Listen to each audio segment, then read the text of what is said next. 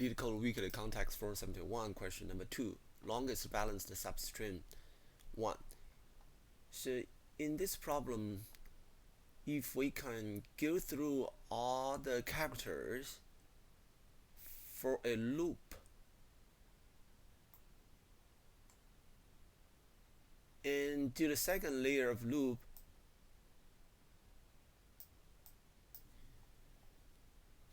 in this way we can find out all the substrings from this original string. This is a brute force solution. Once we find out all the substrings, we can tell if that substring gonna fulfill the condition of the problem by counting the frequency of each characters, where we can use a dict, so we can have the frequency. Then we can tell if they are all the same.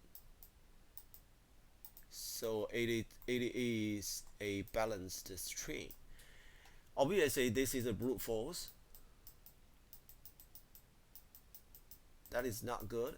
Normally, I won't go with brute force for a medium problem, but the thing is, maybe you've already noticed that in this context, there's also a question number 3, which is exactly the same problem. So, which means question number 2 is just like a easy version of question number 3. So let's just go the easy solution for this question number 2.